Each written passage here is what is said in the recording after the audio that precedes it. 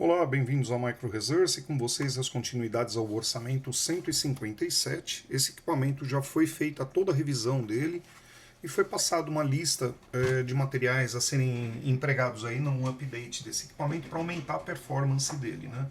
Essa lista aí foi passada para o cliente aprovou e efetuou a compra e o material chegou aqui para que a gente possa aplicar no equipamento, né?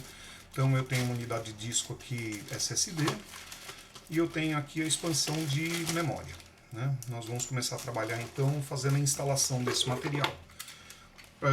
Quem quiser acompanhar aí como se faz um update desse tipo de HP, eis a grande chance, né? Vamos lá, tem um banco de memória aqui, DDR3, 4 GB, 1600 MHz, ótimo, essa aqui mesmo. Vou guardar a nota fiscal que vai seguir para o cliente.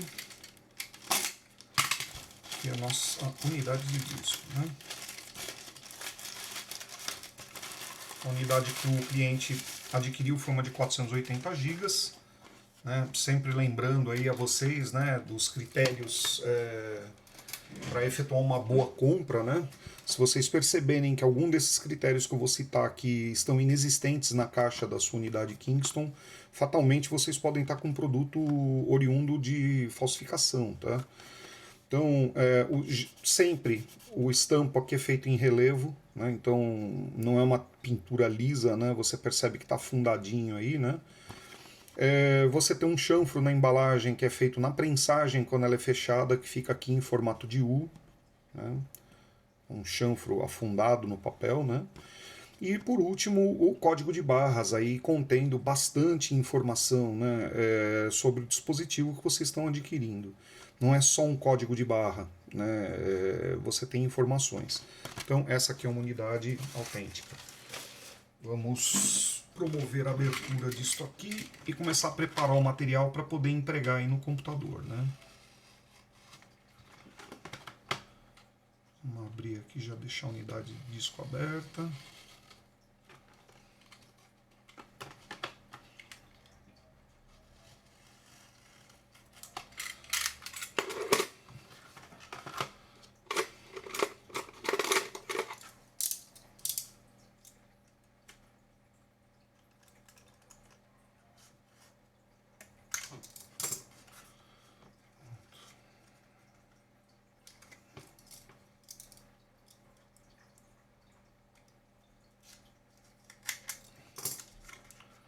A memória também está aberta.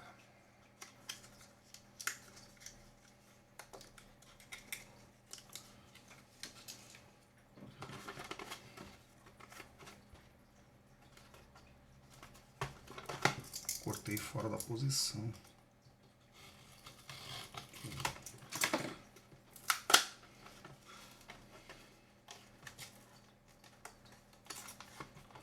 Para efeito de garantia, todo o material que é adquirido pelo cliente, as embalagens originais voltam para o cliente. Tá? Então aqui, como eu tenho números de série, etc., essa embalagem da Kingston vai voltar para o cliente. Se ele precisar reclamar alguma garantia, a gente tem a embalagem aqui. Bom, tem a unidade de disco aqui, tem o banco de memória. Vamos passar as tratativas de instalação, que é uma coisa bastante simples, né? Vamos, antes de mais nada, preservar a bancada aqui para que a gente não cause nenhum risco na tampa do notebook. Vamos colocar ele viradinho aqui de ponta cabeça. Vamos remover a bateria dele.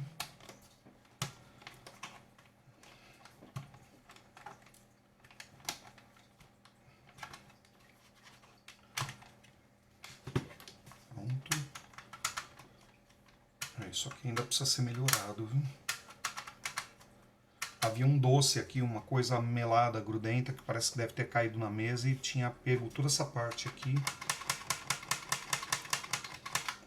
Bom, ok, vamos lá. Sem mais delongas, né? Começar a abrir o equipamento.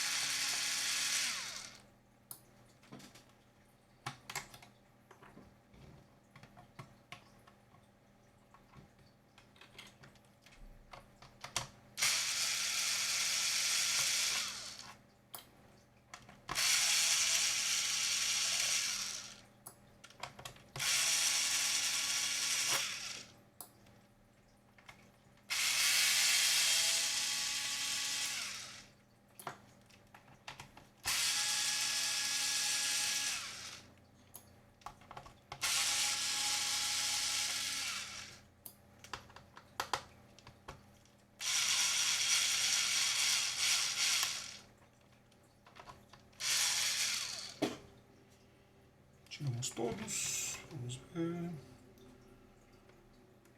Sim. Vamos continuar a desmontagem.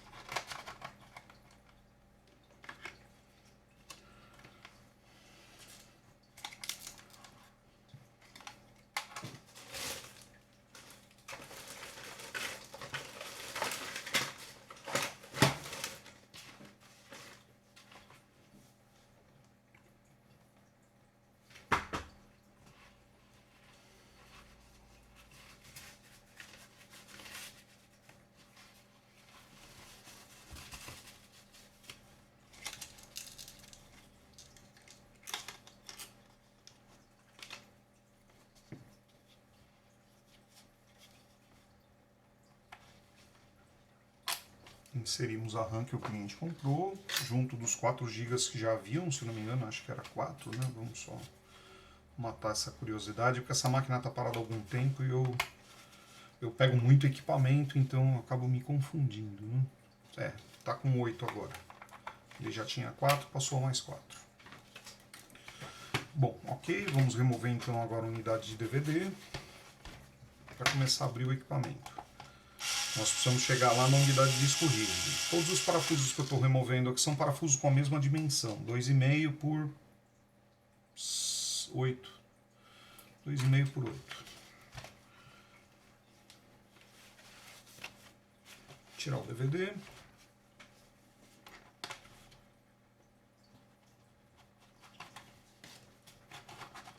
O equipamento já foi todo limpo, né? Foi feita a manutenção preventiva dele enquanto eu estava fazendo o orçamento. Isso é habitual meu, né? E agora a gente fica com a tarefa bem mais simplificada, né?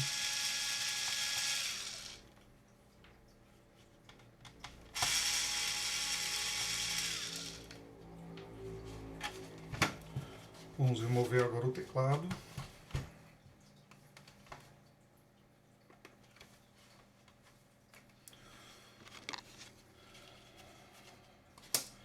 Usando aquele macete que eu falei para vocês no vídeo quando eu desmontei esse equipamento, né? Quando você tem um tecladinho que é chato de tirar, basta deitar o equipamento, aí num dos orifícios de aprisionamento do teclado você insere uma chave fininha e empurra, né? O teclado vai saltar de novo de dentro da sede. Aqui. Pronto.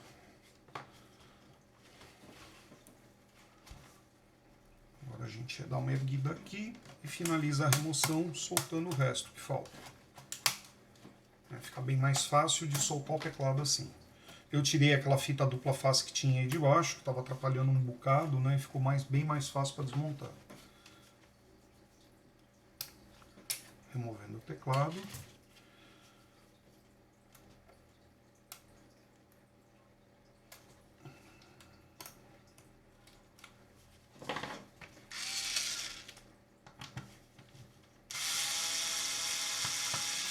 Esses parafusos aqui são 2,5 por 4, são menores e são 3.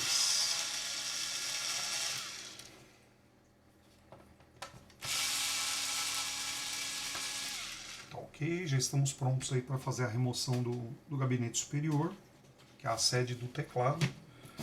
Vamos a isso. Aqui na beiradinha, a gente insere o cartão e vem devagarinho inserindo ele fazendo o destravamento do gabinete de um com o outro, né? do superior com o inferior.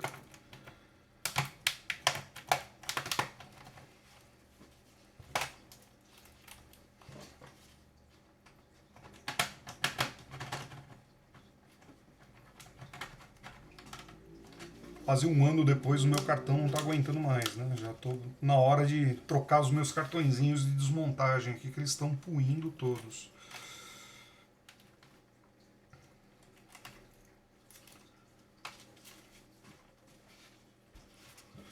Vamos ver se tem alguém segurando aqui. Tem mais um parafuso aqui. E eis o motivo não conseguirmos tirar ali o gabinete superior, né? Pronto, agora saiu, ó, sem fazer força. Notebook não pode, se vocês estiverem desmontando um equipamento, fazendo força para tirar alguma peça, pode ter certeza que está errado o procedimento. Tem que ser muito fácil de tirar as coisas, tudo tem que sair com simplicidade. Aqui nós temos aquela pegadinha dos dois parafusos de baixo, né? Então nós vamos fazer a soltura aqui da plaquinha do hub USB. Seguido da remoção da caixa de som. Para poder fazer a soltura dos parafusos que aprisionam a unidade de disco.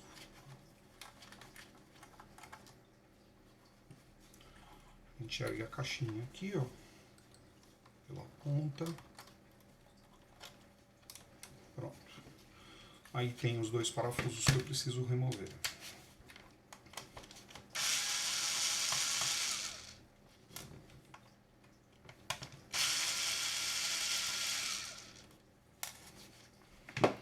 Tirando a unidade. Pronto.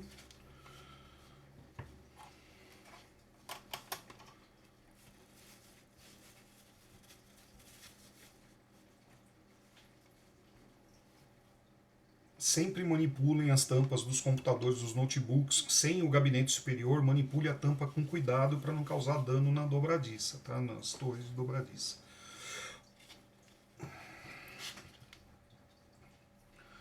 Eis as unidades que nós pretendemos instalar. Então vamos lá. Solta aqui. E aqui. Do suporte, né, na parte frontal da unidade de disco. E agora vamos para...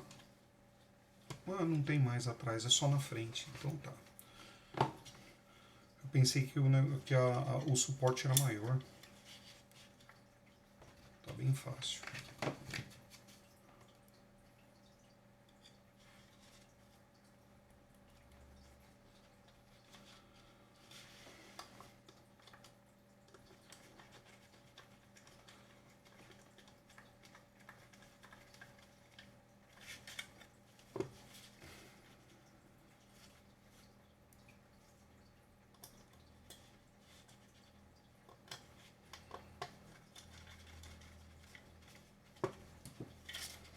Unidade de disco substituída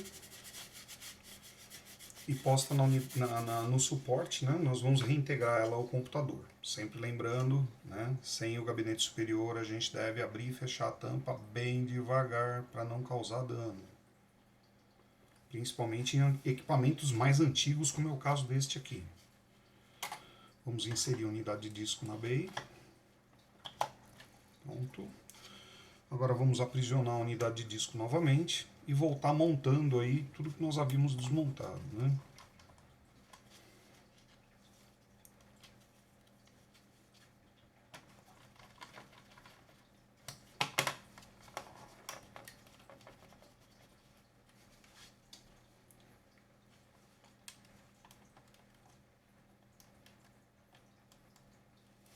O amortecedor da caixa aqui, ó, borrachinha, precisa ficar atento sempre para a borrachinha estar na posição correta de montagem, porque senão vocês têm aquele efeito caixa de abelha, né? Fica fazendo aquele zumbido conforme vocês escutam música, fica vibrando, né?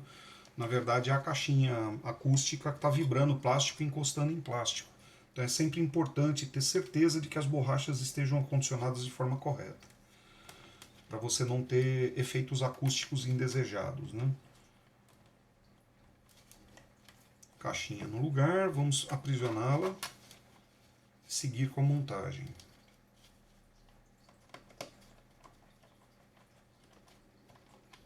Pronto, voltando o hub no lugar.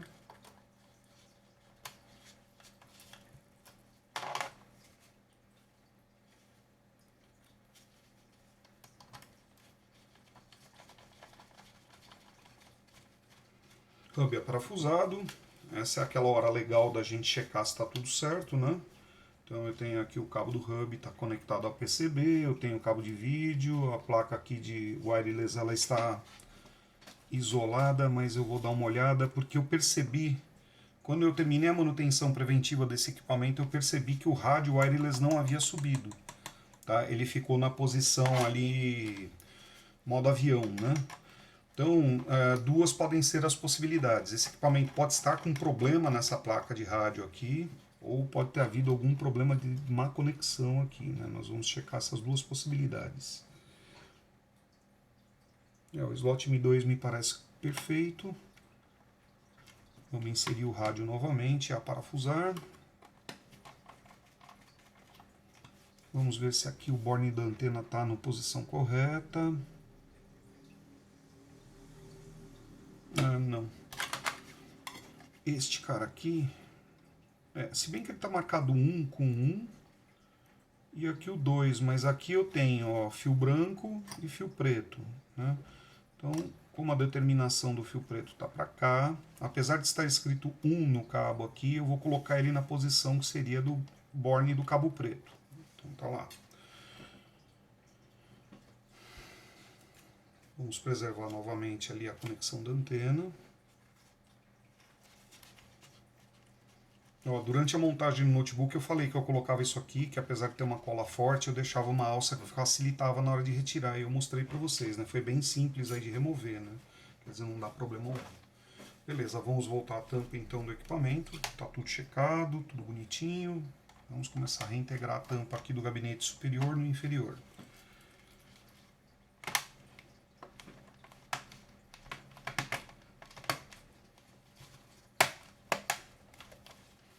Pronto.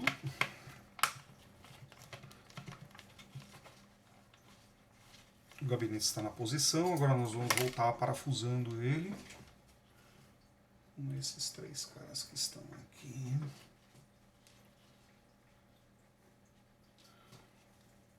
Se a pessoa tiver um pouco de habilidade aí na hora de abrir e fechar, não gasta 15 minutos para fazer o processo, tá? Para trocar a unidade de disco. Às vezes as pessoas falam, puxa, abrir o notebook é tão complexo. Não, se você tiver a ferramenta, tiver tudo certinho, você faz o serviço com uma rapidez muito grande, né? Por isso que eu não fiz em time-lapse aqui, que eu justamente queria mostrar o tempo decorrido certinho, né? Inserindo aqui o touchpad. Agora vamos para o mini painel.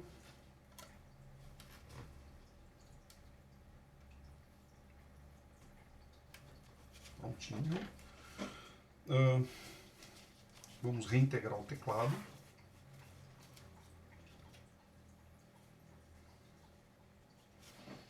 Esse teclado é um pouquinho chato de se conectar, porque o cabo é bem curtinho, né?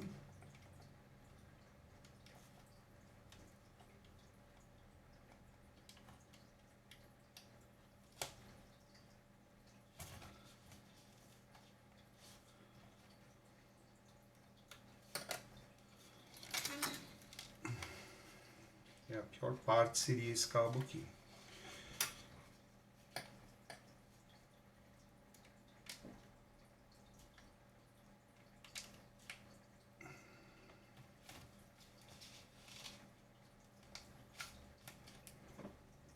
Perfeito.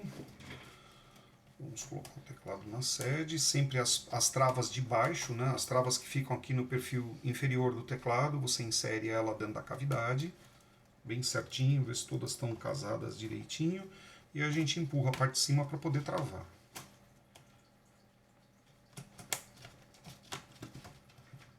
E por fim as laterais.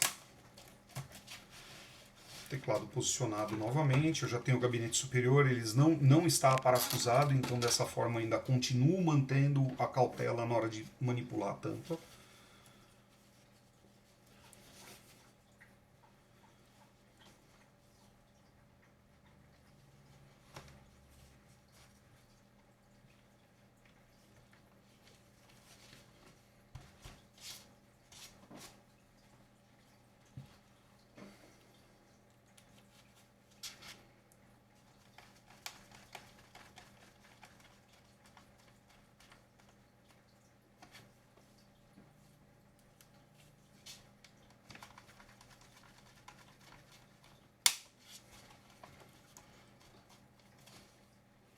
Desencaixado aqui.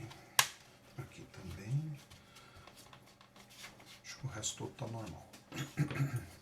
Bom, agora vamos voltar a unidade de DVD para o lugar dela.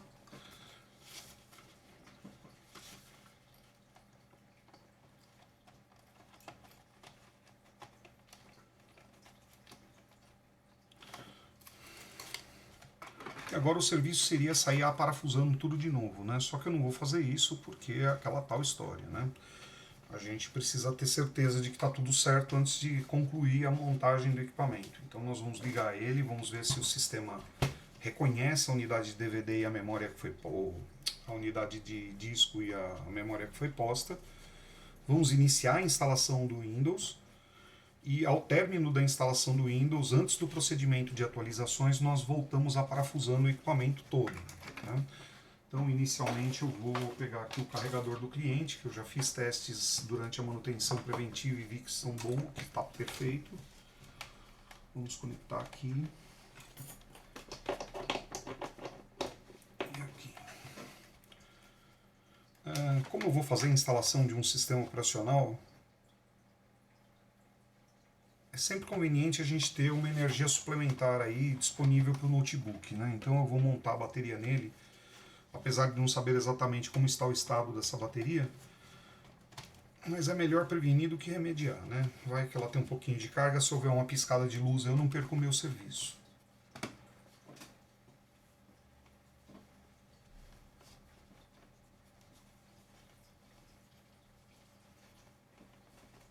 Prontinho. Vamos abrir o equipamento agora, bem devagar.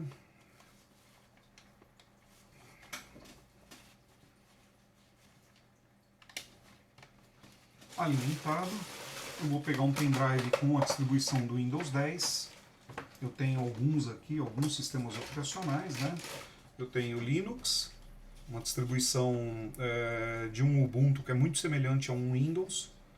Para quem não tem licenciamento do Windows, né, e precisa usar um computador.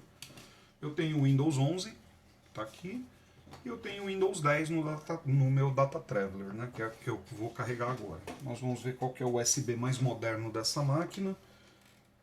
Eu acredito que todos sejam 2.0, não tenham USB 3, então eu vou colocar em qualquer porta. Nesta aqui. Aqui está fora, vamos encaixar. Deixa eu observar aqui se existe algum outro ponto fora do gabinete. Não. Bom, estamos prontos, pessoal. Vamos dar partida aqui no equipamento e começar a carga do sistema operacional. Vou desligar a luz, como sempre faço. Dedinhos já próximo do F12, F10, F9 ali, para a gente poder selecionar a unidade de boot. Ok. Total de memória instalada no sistema 8 GB, beleza, o banco de memória foi reconhecido com perfeição. Né? Vamos agora apertar o ESC aqui. Eu não tenho touchpad no BIOS. Deixa eu ver se o teclado está funcionando. Tá. Então nós vamos navegar pelas setas aqui. Virtualização, nós vamos ativar a tecnologia de virtualização. É importante que seja ativado no BIOS a virtualização. Por quê? Porque você vai utilizar com uma forma melhorada os múltiplos núcleos que existem dentro do processador que está dentro do seu computador. Então, a partir do momento que eu ativo a virtualização, eu posso trabalhar, vamos supor, eu tenho lá um computador que é quad-core, né? Eu posso trabalhar 2 núcleos para o sistema que está aqui, e um outro núcleo eu posso designar para o trabalho de uma máquina virtual que vai estar dentro do notebook. Por exemplo, eu tenho um software aí muito antigo que trabalha em Windows XP, e eu preciso manter esse Windows XP porque o fabricante desse software não existe mais. E a minha indústria precisa desse software rodando ali. Então o que eu faço? Eu crio uma VM, instalo o Windows XP com a aplicação que eu preciso dentro dessa máquina virtual. Para que eu tenha esse conjunto todo funcionando muito bem, você precisa ativar a virtualização. Né? Assim você vai poder distribuir melhor a carga entre os cores que existem dentro do seu processador. Tá? Então nós estamos habilitando a virtualização, Card Reader Power Saving, Fan Always On, Action Keys Mode, USB 3.0 Configuration. Ele tem USB 3.0 sim. Pode ser esta porta do lado de cá, porque essa aqui seguramente não é. Vamos colocar aqui então, que eu prefiro sempre fazer o boot com um USB assim mais avançado, né? Unidades de boot, ele vai aguardar um delay de 0 segundos, ou seja, ele já vai terminar de ligar e vai começar a fazer o boot. A primeira unidade que ele vai tentar o boot é o CD-ROM, depois ele vai tentar um adaptador de rede que está desligado.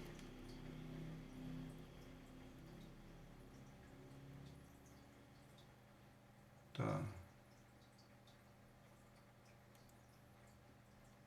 Ok. Vamos sair daqui e gravar essas alterações que foram feitas. E agora nós já vamos dar o boot aqui segurando a tecla de seleção de unidade que vai fazer boot. Olha lá, ele falou que houve a identificação de uma unidade de disco, só que essa unidade de disco não possui sistema operacional. Tá bem? Então, boot device not found, ele não encontrou um local para fazer boot e pediu para que a gente fizesse a instalação da unidade. O F11 que eu apertei aqui não é a tecla que eu preciso, então nós vamos para o F9. Boot Options. Change boot options, enter to select option. Press F10 to build setup. Tá, enter. Ele não identificou ninguém para o boot aqui. Então vamos lá para o F10, para a gente poder designar no BIOS quem vai ser o cara do boot. Boot Options, eu quero que a minha First Boot Device seja o... aqui, este cara aqui, vamos subir ele.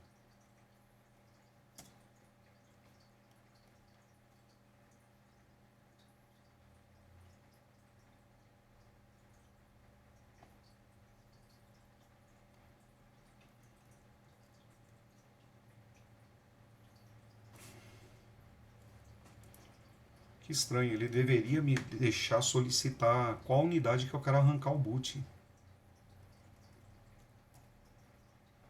Não foi aqui. Vamos ver se seria o F9. Seria o F9, mas ele não está reconhecendo o pendrive. Estranho. Vamos tentar do lado de cá. Eu já vi alguns computadores antigos darem esse tipo de problema, tá? Mas esse aqui não é tão antigo assim. Ele deveria fazer o boot corretamente. Agora foi, tá? Então, ó, desse lado de cá, muito provavelmente é o USB 2.0 e o 3 está do lado de cá que eu falei que não deveria ser. Enfim, vamos lá. Ele identificou o meu Kingston Data Traveler, eu vou mandar fazer a carga através dele.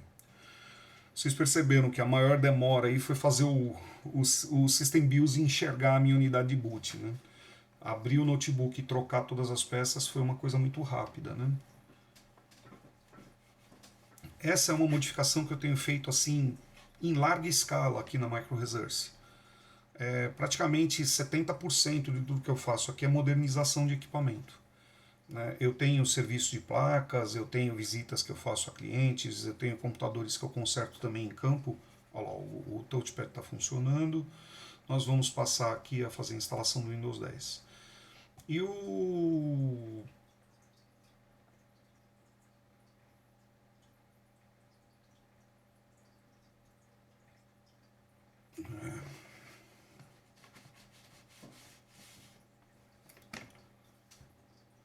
o serviço fica muito mais rápido quando a gente consegue fazer o boot pela unidade USB, né? Nós vamos aceitar a licença aqui. Eu gostei foi que o Windows não me alertou sobre a falta da licença e já saiu fazendo a instalação, ou seja, ele identificou uma licença aqui para esse produto, tá? Eu vou instalar o Windows 10 e ele vai ser autenticado pela Microsoft com a informação que está aqui no bootUEFI. Vamos aplicar todo o espaço disponível aqui para o particionamento do Windows. Pronto, ele me criou 3 partições, nós vamos avançar. E iniciou-se a instalação. Deixa eu ver como é que vocês estão enxergando aí. Como sempre, né? Tá horrível, mas tá horrível, mas tá bom. Vamos lá, dar uma inclinadinha um pouco maior aqui assim. Eu vou deixar em tempo real para vocês verem qual que é o tempo de instalação de um Windows 10 numa unidade SSD. Tá? Num equipamento antigo como esse aqui, né? É um i5, mas é um equipamento aí já bem antigo, né?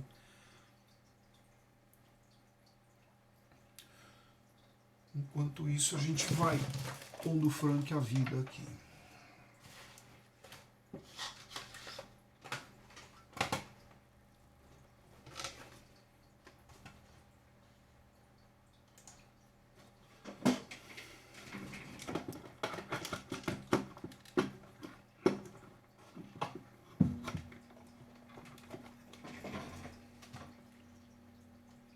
Eu preciso melhorar a fonte desse amplificador que eu montei nas caixinhas. Eu estou percebendo que a fonte aí está faltando filtragem, né? Toda vez que eu ligo fica aquele barulhinho, parece uma bomba de poço, né? Aquele buh de fundo. Isso é a filtragem da fonte que está ruim, né?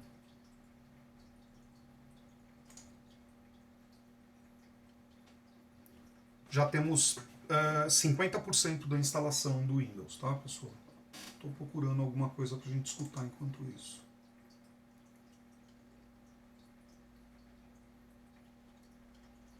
Vou botar uma frequenciazinha aí para elevar os ânimos.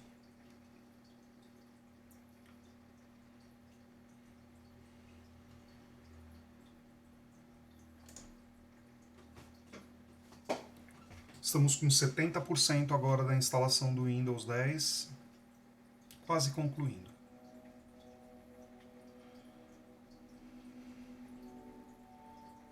Bom, essa música que vocês estão escutando de fundo é uma música calma, né, para propiciar aí o relaxamento e a fluidez de pensamentos, né? E ela está carregada com uma portadora de uma frequência, tá misturada, embaralhada na música, que é uma frequência de 999 Hz, tá? Uma frequência bem alta. Então o intuito disso aí é acalmar a pessoa. Tá?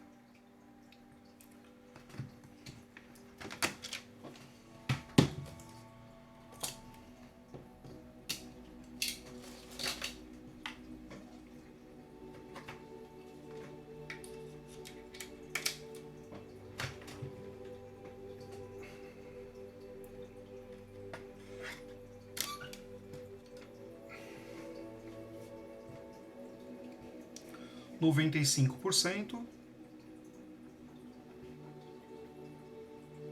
100%. Terminou de descompactar o material e ele está instalando os recursos. Outra coisa que também é tremendamente rápida. Já concluiu, está fazendo a instalação das atualizações. Ele coloca como atualizações aqui, mas na verdade é conteúdo que já estava aqui nesse pré-release, né, nessa distribuição. Né? Atualizações mesmo nós vamos fazer conectado à internet. Pronto, acabou. Então, eu já tenho o Windows 10 instalado aqui. Foi uma coisa tremendamente rápida, né? Esse vídeo aqui deve estar com quanto tempo de decorrido? 33 minutos. Mas em meia hora você abre o equipamento, faz update de RAM, troca a unidade de disco e coloca o sistema operacional. Meia hora, 30 minutos, você fica com o equipamento totalmente novo, tá? Evidentemente esse equipamento aqui já havia sido feita a manutenção dele, né? Normalmente quando eu faço serviço aqui na Micro Resource eu vou desmontando o equipamento, fazendo a manutenção preventiva que é executada em todo o equipamento que entra aqui, todos eles recebem o mesmo tratamento. Feito isso, é gerado um laudo técnico onde eu aponto o que pode ser melhorado no equipamento para que ele possa trabalhar direito, quais foram as avarias que eu encontrei e como que a gente pode corrigir. Terminado isso aí, o cliente aprovando, eu mando os links para compra do material, aguardo a chegada do material e concluo o serviço e entrego para o cliente. Né? O serviço sai acompanhado de nota fiscal e garantia de 90 dias. Tá bom? Bom, pessoal, espero que vocês tenham gostado. Né? Fico à disposição de vocês aí pelos comentários do canal, né? Para qualquer dúvida que tenha necessidade aí, que vocês estejam precisando de um auxílio. Tá bem? Até os próximos vídeos, um abraço, tchau!